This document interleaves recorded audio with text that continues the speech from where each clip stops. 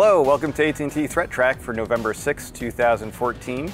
This program provides network security highlights, discussion, and countermeasures for cyber threats. Today we're joined by, on the phone, one of our premier malware analysts, Jim Clausing.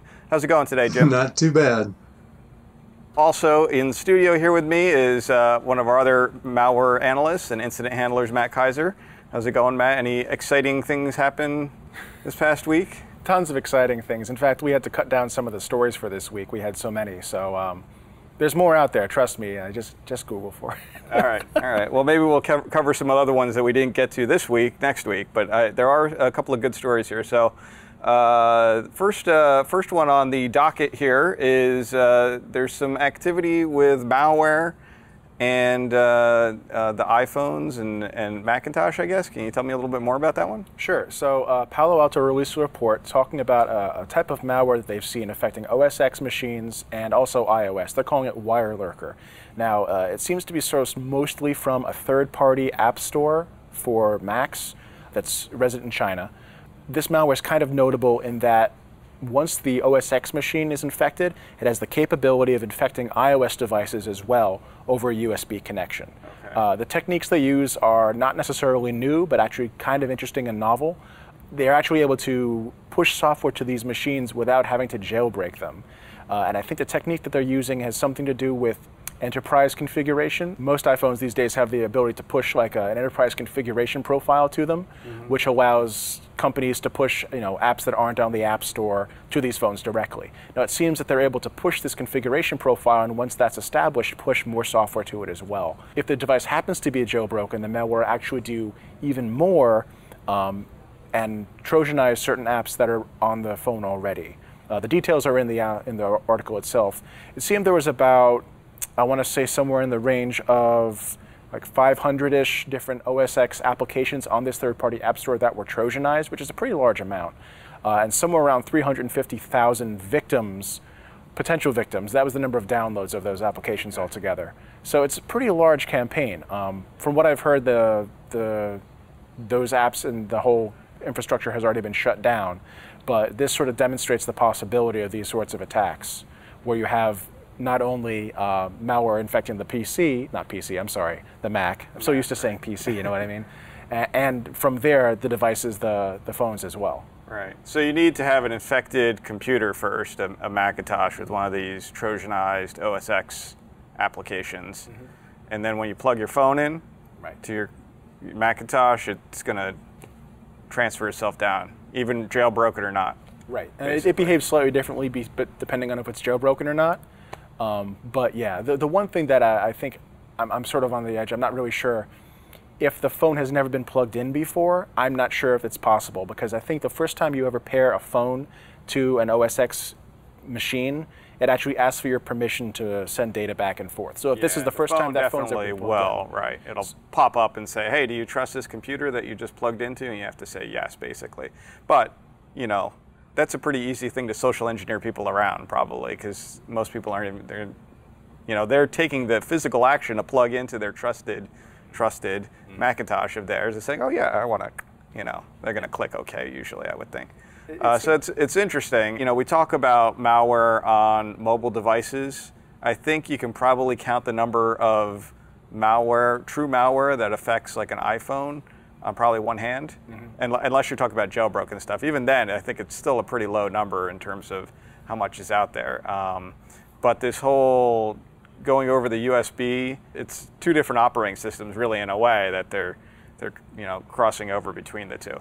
I'm kind of surprised that they haven't tried to target Windows machines, because you think that there's probably still a lot of Windows machines out there that you could Trojanize and still, they're going to plug in their phone.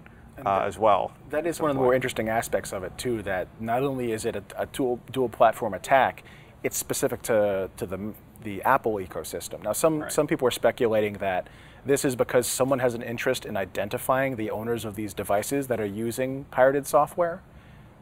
It's possible, because the malware goes, the one thing that it definitely can do in all cases is to grab the information of the owner of the device. A lot of stuff you could just sort of get by enumerating the device's properties when you plug it in. Right. So that may be the reason for it. It's not really clear. The top titles that were downloaded that were Trojaned on that one app store, they all seem to be like AAA level games, like very big releases that people would normally pay around $60 for retail. Oh, wow. Right. Okay. So there may be some motivation there to try to identify pirates. Right. But again, speculation. Pirating game software, right? Yep. We've seen something similar, with Windows machines infecting Android devices when you plugged them in before.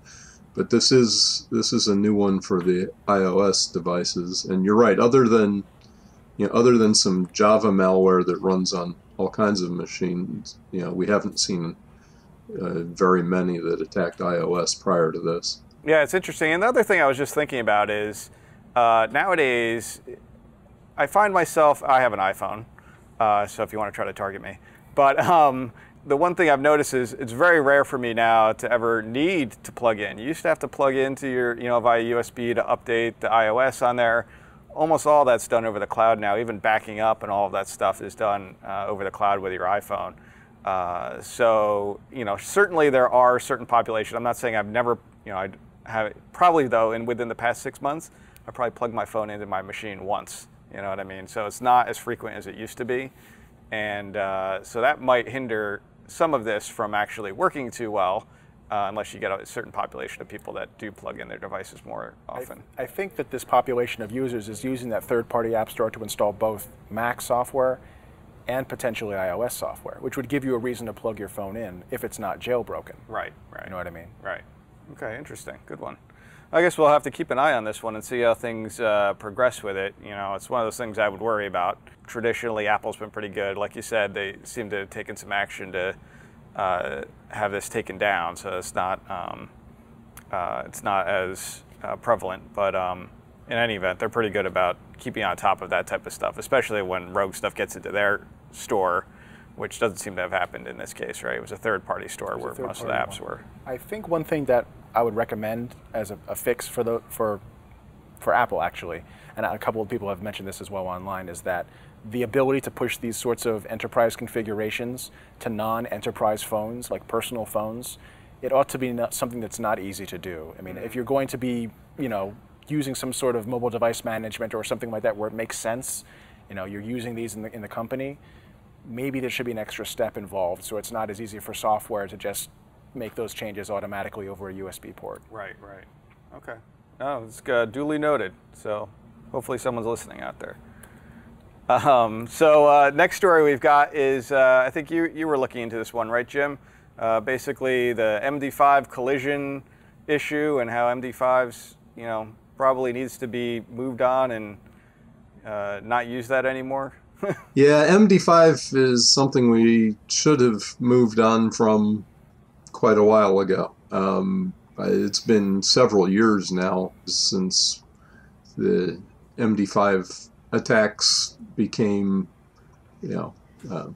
reasonably, in terms of computation and money for nation states. Well, this article in Ars Technica points out that they're now dirt cheap. This particular attack was done on a GPU instance in Amazon's EC2 cloud infrastructure and only cost him 65 cents worth of computing time.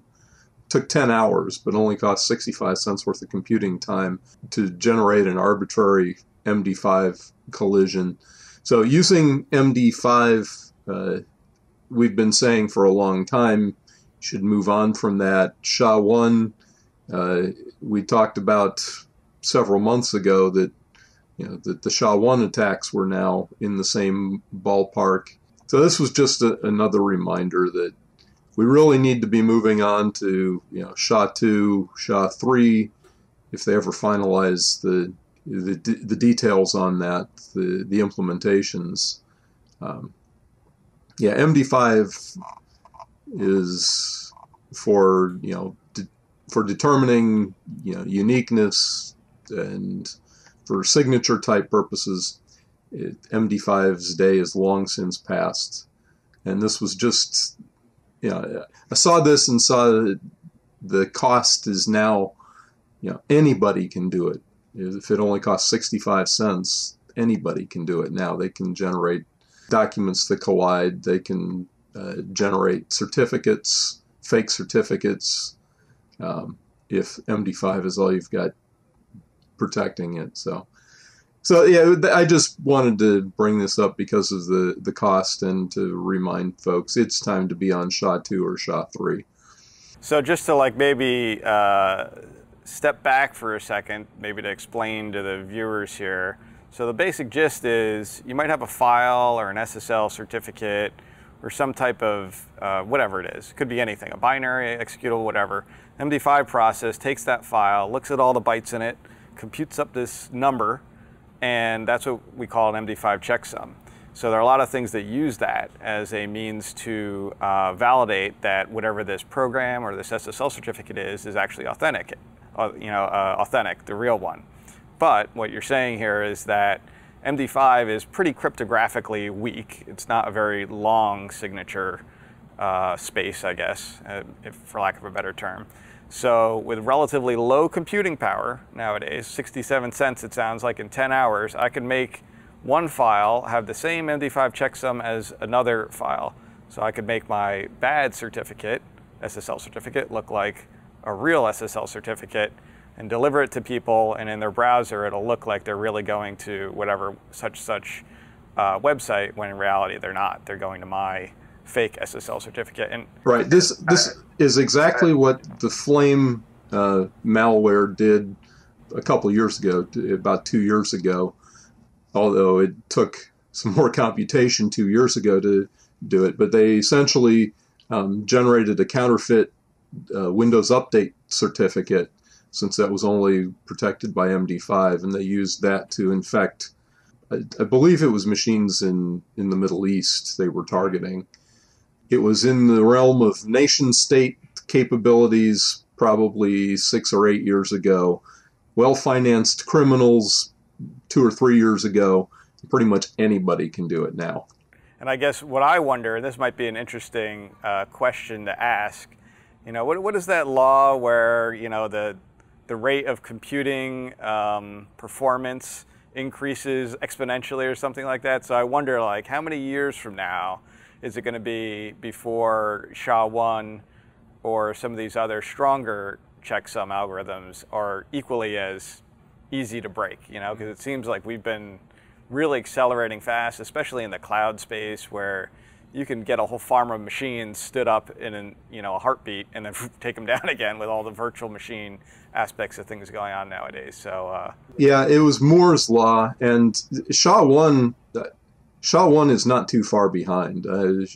SHA-1 can be broken now by well-financed criminals. It probably can't be broken quite as cheaply yet as MD5, but it's not too far behind. SHA-2 and SHA-3, are where you need to be right.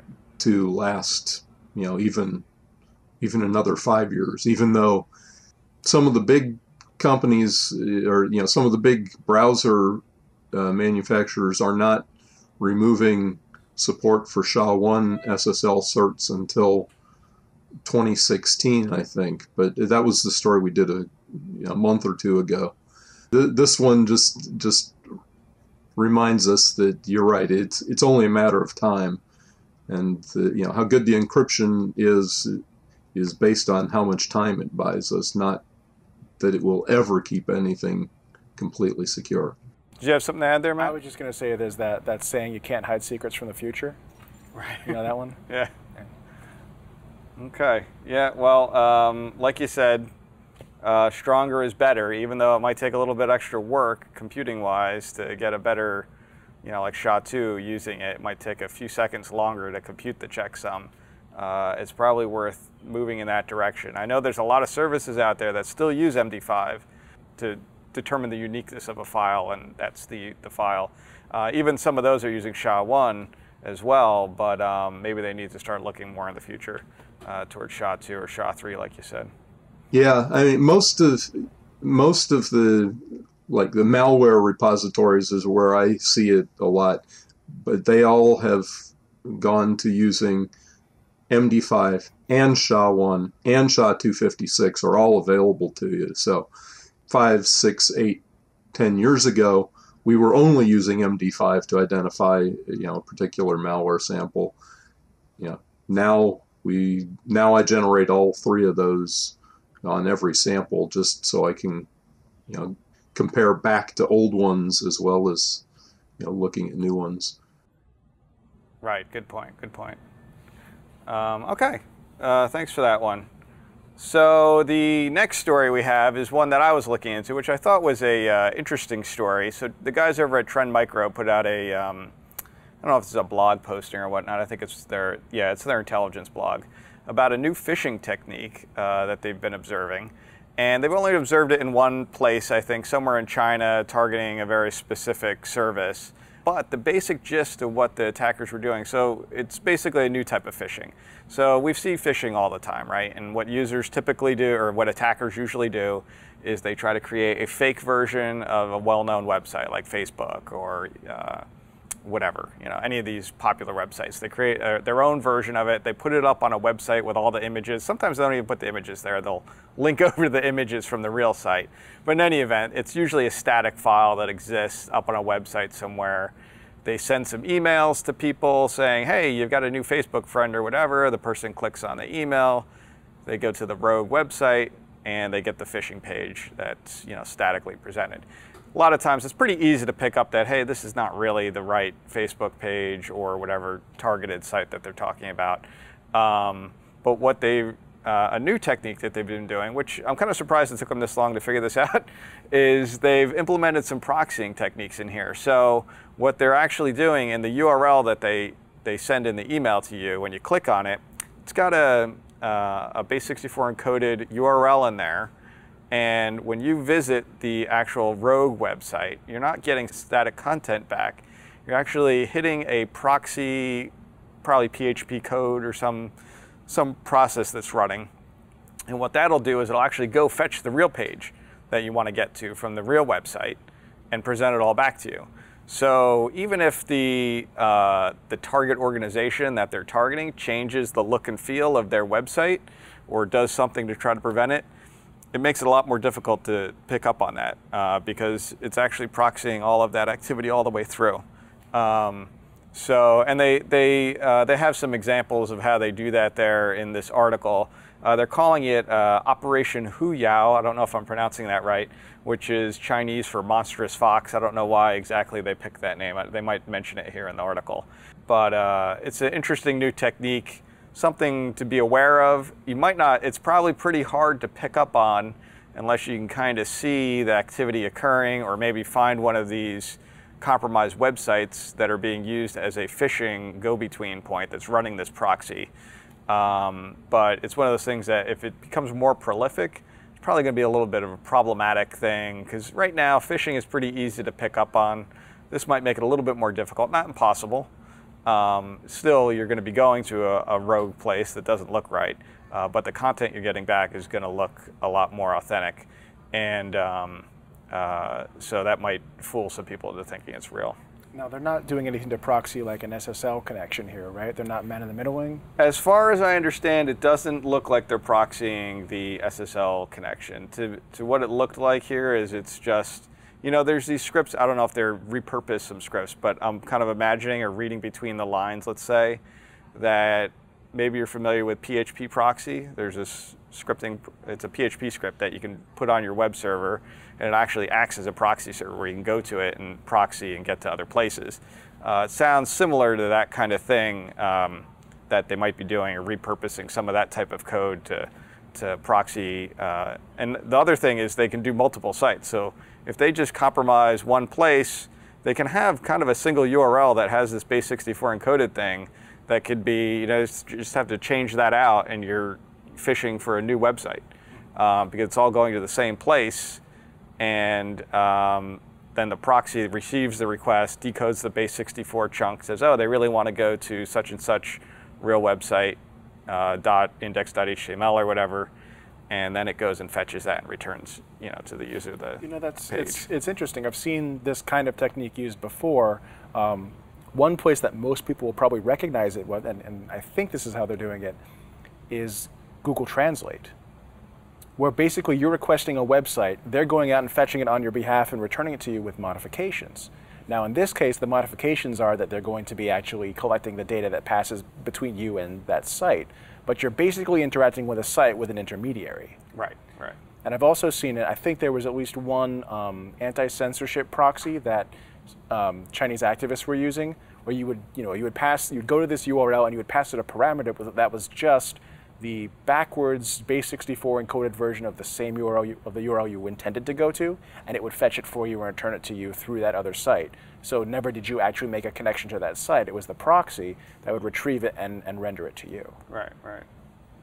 Yeah, interesting. You know, as a kind of non sequitur thing that just kind of popped into my head, probably a good thing for people to do, because we don't really talk about proxying very much, but I've seen other malware out there, not this one, but other ones that will change your settings in your browser to proxy you to a place. And then what they do is all your traffic's going through a proxy from your browser, and they're going to just watch and intercept it and record all your logins and passwords for unencrypted connections. And it's probably a good idea every once in a while to go check to see if you've got a proxy set in your browser, because I know we've seen that with certain malware samples. Well, they'll go do that as part of their process of taking over a machine, which would be a good tip-off that you got a problem. Unless you're in a corporate environment and it's a legitimate proxy for your company or business, but at home that's probably unusual depending on your circumstances. So. All right. So the fourth story we have is back to Matt again, and a little interesting article about data leakage and these all these data breaches and types of data that people are posting out on the internet. Right. So the thrust of the article, this is a Krebs security article, great news source. This article is about fake data leaks and how you can determine which ones are real and which ones are fake. Now, large data leaks have been sort of like a badge of honor for hackers for a while. They could, post it up to Facebook and say, hey, look at all this stuff that I found. I'm the best. Look at all these passwords we cracked. We are the best. But sometimes you'll get groups that will just generate data or find other data from somewhere else, repackage it and say, we stole this from X site. And it hasn't actually come from there. They're really just trying to get a little bit of a spotlight, because a lot of news organizations will say, oh, wow, look, we found this leak here. This is real news. And they'll go ahead and publish about it and provide that sort of attention that someone's looking for without actually validating that it's a real hack. Now, Allison Nixon from Deloitte put together a paper explaining several techniques for determining whether the contents of a leak are legitimate or not. To be fair, this will say whether or not this leak is actually correct, not whether or not the site was actually hacked. So all you can prove is that the data is real or not. Right. But they're kind of interesting. A couple techniques are using the site itself to validate whether or not the accounts actually exist on the site. So the first thing that's recommended is you create some accounts on the site yourself. You create one with email address A, you create another one with email address B, then you try and set one's email address to the other one's. If it's allowed, that means that the site allows duplicate email address registrants, which sort of stymies some of the techniques you can use. But if one says you can't do that, this user already exists, you now have the ability to test whether or not a user exists in the system. Then you can go through the list of those other compromised accounts and say, are any of these actually in the system? And so you can say fairly quickly if there are a whole bunch of fake accounts on the site, because they would have to exist in the database in order for them to be stolen from the database. Right, and that's a really important point, I think, what you said there, because that technique is the legal way to do it, right? Because what a lot of people probably would do is, oh, I got this dump of information of login IDs and passwords. I'm just going to try to log into the website with the login ID and password. Don't do that. Don't do that. No. That's not legal to do. Right. But what you're saying is, as a journalist, and you're trying to validate whether this is legitimate data or not, this is a legal way that you can say, okay, this account has already been registered on the system, and you can kind of go through a process to validate that the data that is this data breach bundle that's been released to the internet, whether those accounts are already registered on the site, which would give you some confidence that, hey, maybe this is kind of real data here or not. So there are a bunch of really interesting techniques in this paper. Some of the more interesting ones that I like are using statistical analysis. For example, taking a look at if the names are of a certain format, maybe they're all of the same format, but you wouldn't expect that from the site. Maybe someone's just generating names that are like first name dot last name at randomsite.com. Right. The interesting one is if they're using, names, actual person's names in the format of those of the accounts, what you can do is take a sampling of, what are all the first names. And if they look to be like a flat distribution, like you've got an equal number of Gary as you have, Seamus as you have John, as you have, some are very popular names, some are not very popular names. If the distribution is flat, more likely than not, those are randomly generated. The prevalence of certain names within a population, you should see, has a particular function. But if it's flat, it's more likely to be random. Right. Unless you had a real smart algorithm that knew what the prevalence of Gary is versus John versus, and then tried to distribute them properly, right? Mm-hmm. Which would be unlikely for a computer to do. I mean, somebody could write something that does that, but probably not. They're not going to go through that effort. So that's another good tip. Okay. And another cool one is taking a look at the passwords. The first thing is to look at is the length of the passwords. If the attackers claim to have broken the MD5 hashes for all these passwords, and they're long and they're more random than not, or they're very strong passwords, the chances are less likely that these have actually been reversed from MD5s, that maybe someone has just generated these. If the passwords all look roughly the same or have been generated with the same algorithm, same thing. Maybe they're really just randomly generated. Right. But also, if you happen to know the site's password policy, if they require, a certain number of numbers, certain number of special characters, and those passwords don't match up with what is required of the site, again, that's more likely that you've got, a fake breach on your hands. Right. Now that's another good tip, right? So being able to find that well, that's pretty easy. If it's a site you can register for, you can see what their policy is. They require, at least one uppercase, and it's got to be at least 12 characters and have, at least a number and a special character or something. And then all this stuff in your data breach bundle here doesn't have that, then that would be a good tip off that this is probably not legit data. I think I saw in that article as well, one of the simplest things that you should do, and most people don't do, is just take some of the data and try, like a username, password, sometimes they'll be colon separated or whatever. You take that, stick it in, wrap it in quotes, throw it into Google, and see if anybody else has posted that already from like 4 years ago, which would be a good indicator that probably this is not really from the target that they're saying it's from, the victim organization. They probably just scooped up a bunch of data breach bundles from various websites or, over the years, put them all together, and then are pretending to get, because the thing we've been seeing lately is, oh my God, 1 million passwords stolen, and then you see the next 2 weeks, 10 million passwords, and then 20, everybody keeps trying to one-up each other. But sometimes this one-upping is not real.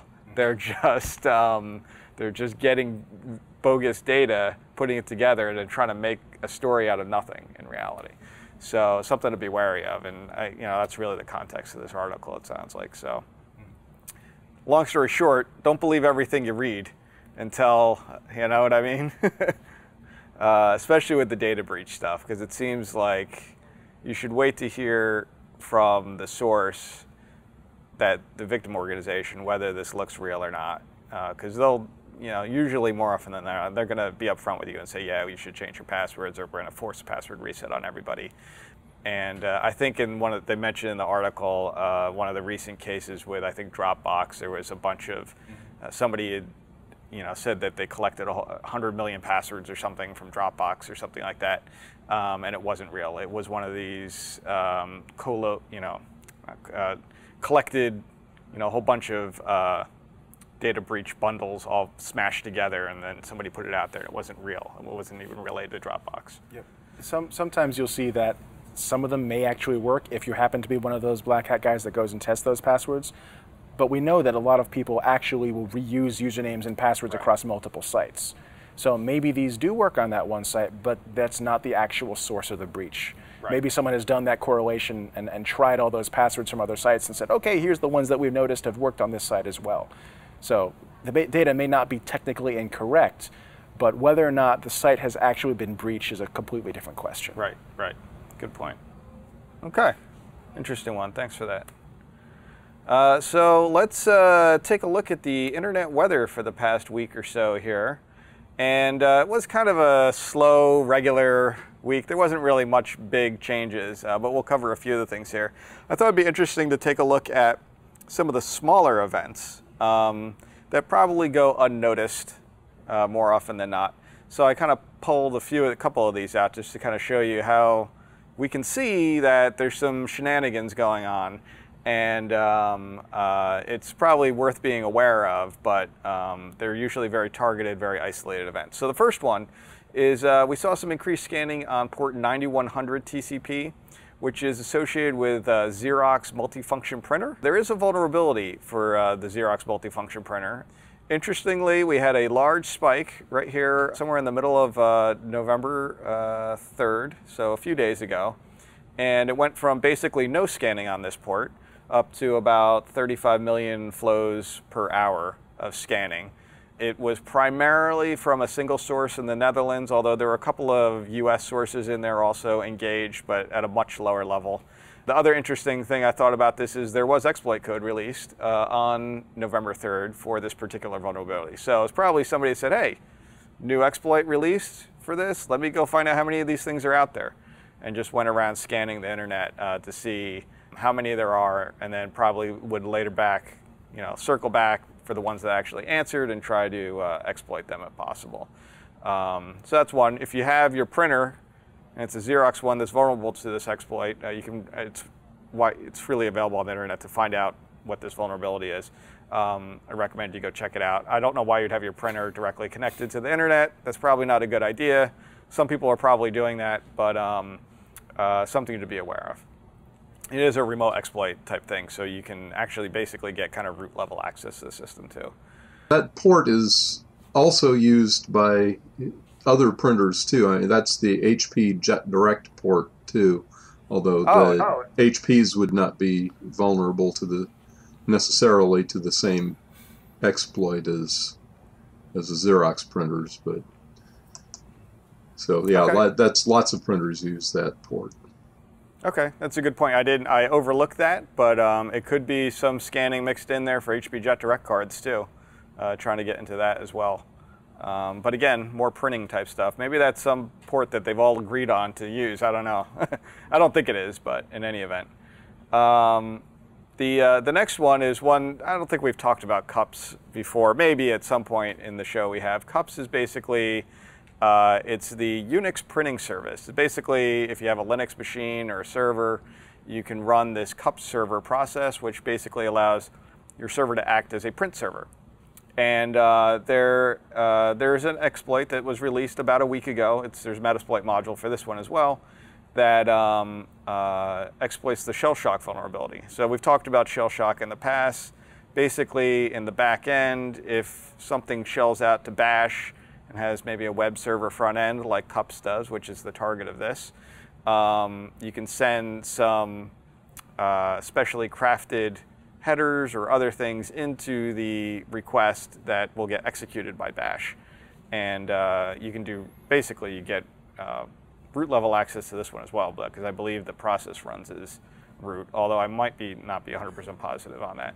A lot of variants of this, a lot of variants of Cups. Cups is available for BSD and Debian and all these other variants out there, so they all have their own versions, so you have to check to see which versions are vulnerable.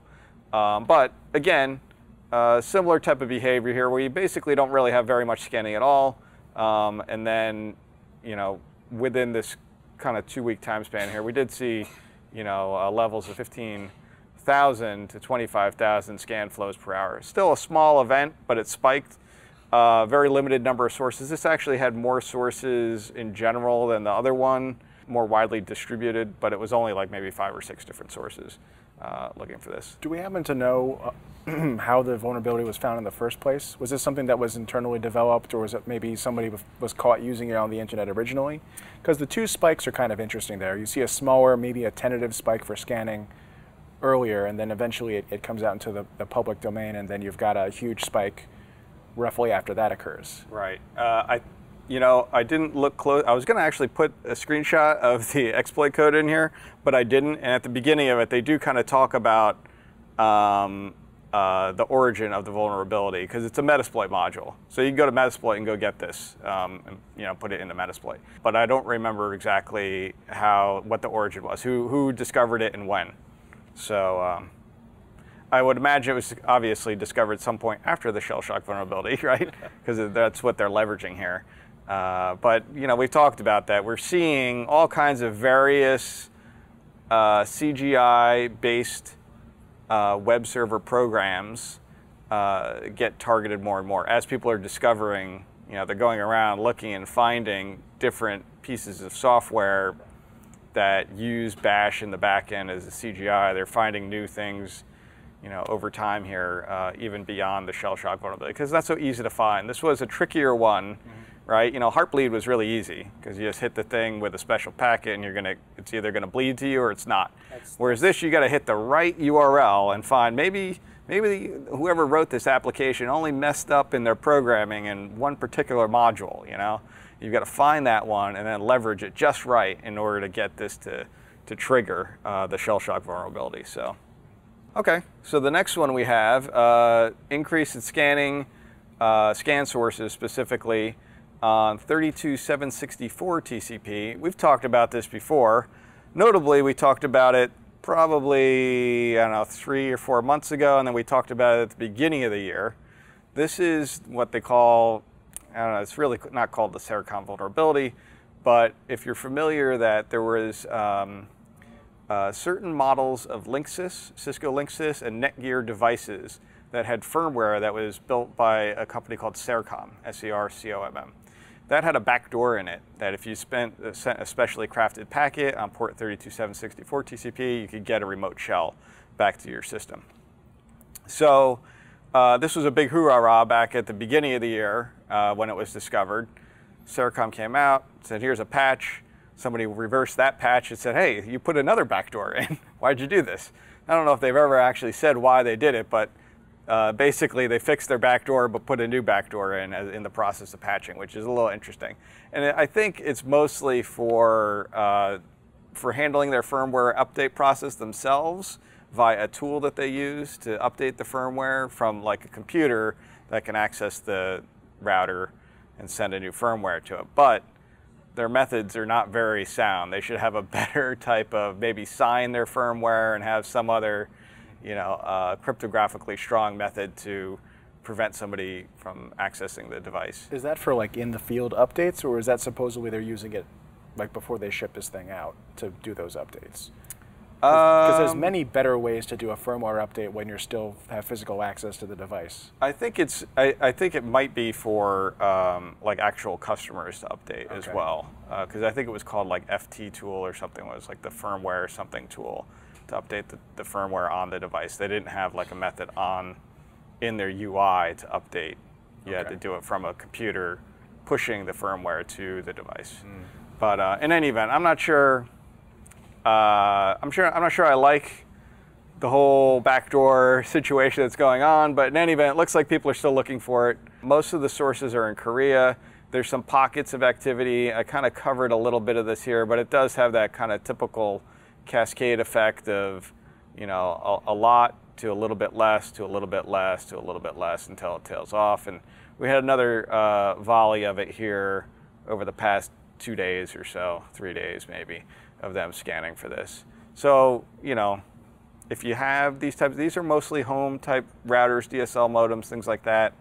If you have one that has this particular old version of firmware, you should be able to upgrade it in some way and protect it. I have to go look at the articles to see how you would do that in the best way.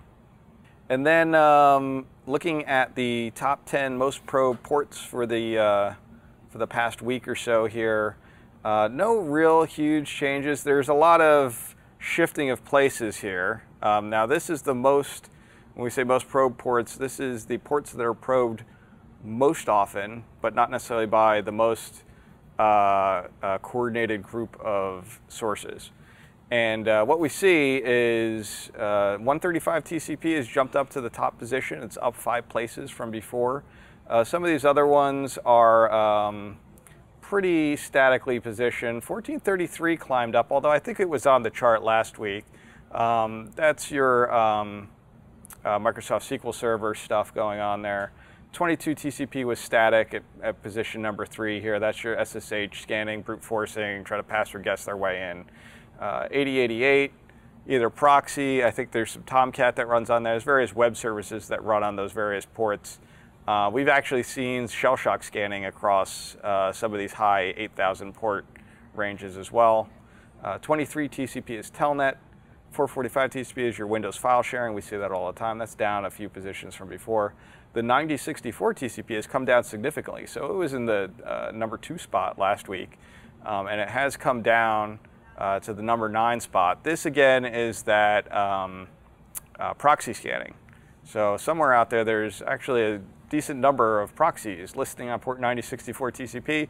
Not sure exactly why that is. I'd like to find out, actually. I haven't been able to find if there's a particular vendor. Like, we know Squid, likes to list it on port 3128. I'm not familiar with any particular vendor that runs on 9064 by default, but there are quite a few out there. So, and then 80 TCP to round it out. And I do have a picture here of the 9064 TCP scanning. So this goes back 60 days. You see we really didn't have much of it up until maybe the middle of, September. It started to climb. We had a pretty rapid climb up into, middle to late October. So we went from basically nothing up to 110,000 scan flows, 110 million scan flows per hour. Mostly is coming from China, which makes sense. They're often looking for proxies in China, or people in China are, so that they can kind of visit websites that might be blocked for whatever reason when they're in China. There was a bit of a dip here, which I thought was interesting, around October 30th, and it's since started to creep back up again. That might just be speculating. Could be whoever's running the software stopped it for a period of time or reissued a new command or something to scan again. That's a good one to keep an eye out for. We've captured a lot of samples of this in the honeypot. It's basically just scanning for various URLs to see. What they do is they test a connection to a website, let's say Baidu.com. So they'll actually hit this machine on port 9064. They'll request, like a proxy would, to get the page from Baidu.com. If they get the right page back, then they know, hey, this is a proxy. Sometimes they'll also just try to fetch an image from someplace, and then when they get the image back, they probably just do a checksum on it, harkening back to Jim's article. Hopefully not an MD5 checksum, although we're probably not going to be able to fake that too easy anyway in that rapid amount of time. But then they use that and they say, okay, I've got the right checksum here on this image. It's definitely acting as a proxy. And then for the most sources probing, so this is the most coordinated scanning activity. This one rarely has a lot of fluctuation because you got to get a bunch of source IPs acting in unison here. This is most representative botnets at work. So in general, what we have here in the number 1 spot, Telnet. We always see Telnet in there. That's, again, similar to SSH, brute force password guessing type activity going on. This icmp stuff is probably mostly innocuous backscatter type traffic. Windows file sharing. We took a look at this a while back. We saw that there is some actors out there doing some Windows file sharing scanning and trying to brute force password guess their way into the Windows file sharing, but not very aggressively. They'll try a few passwords to see, like some real admin password type things, to see if they could connect to a network file share on a device. And 80 TCP, that's your web stuff. 27015 UDP is gaming. 8080 TCP, this is probably proxy or Tomcat scanning as well. And then this 5000 UDP, which we think is innocuous. I've still been trying to get a couple of samples of this because I'm not quite sure what to make of it. The fact that it's in the the top 10 most scanned in terms of the number of sources doing that scanning makes me a little concerned. It could be peer-to-peer traffic. My gut is kind of telling me there's something, might be more to this story than we know. So I'd like to find out. But in general, not a lot of movement here in this one. And then I did grab a quick screenshot of the Telnet scanning. You can see it's still pretty active. We're getting around 25,000 scan sources per hour. And again, that's kind of sampled down. We don't see obviously all the traffic on the internet in terms of the scanning activity going on, but it's a good representative sample. But compared to back in the August timeframe, we were seeing probably 2 to 3 times as much. Up around 65, 70,000 scan sources. And there's all these types of embedded devices out there that run Telnet. Even your home routers, you got these DVR security camera systems, I'm sure there's other things, probably even printers and whatnot, that people just connect to the internet because it's a device they buy, they stick it on, they plug it in, and they don't know what ports it's listening on, but lo and behold, a lot of these things are listening on Telnet. And if you don't set a good password policy on there and or block it at your firewall, you could be exposing it to the internet. And that's the show for today. Thanks for joining us. If you'd like to get in touch with us, you can email us at threattrack@list.att.com. You can also find ThreatTraq on the AT&T Tech channel. That's att.com/ThreatTraq. We're also available on YouTube and iTunes as an audio only. You can also follow us on Twitter. Our handle Twitter is @ATTSecurity. Thanks, Jim and Matt, for joining me. I'm John Hogoboom. We'll be back next week with a new episode. Until then, keep your network safe.